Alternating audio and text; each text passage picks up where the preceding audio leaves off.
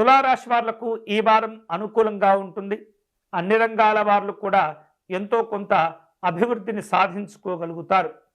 ఎవరైతే మీరు సన్నిహితులుగా భావిస్తూ ఉంటారో వారిని కలుసుకొని ముఖ్యమైనటువంటి విషయాలు చర్చించే ప్రయత్నాలు చేస్తుంటారు. అనుకోనటువంటి కార్యక్రమాలు ముందుకు వస్తుంటాయి. అనుకోనటువంటి ఖర్చులు కూడా పెరుగుతూ ఉంటాయి. మీరు నిర్వహించేటటువంటి పలు రకాల వ్యాపారాలను విస్తరణ చేసుకునేందుకు అన్ని రకాల ప్రయత్నాలు చేస్తుంటారు. అయితే తొందరపడకూడదు.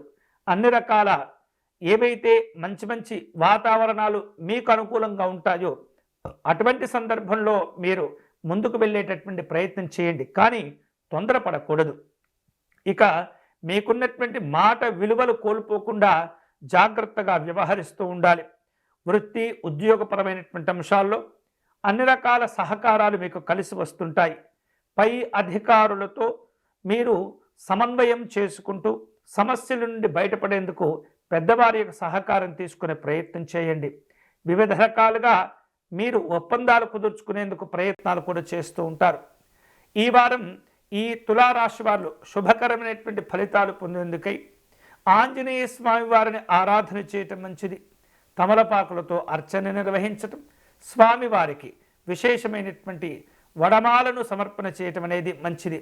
వీలైతే కనుక సింధూరంను స్వామివారికి సమర్పణ చేసి అది కాస్త ప్రసాదంగా తీసుకొని మీ నుదుటన రక్షగా ధరించేటటువంటి ప్రయత్నం చేయండి.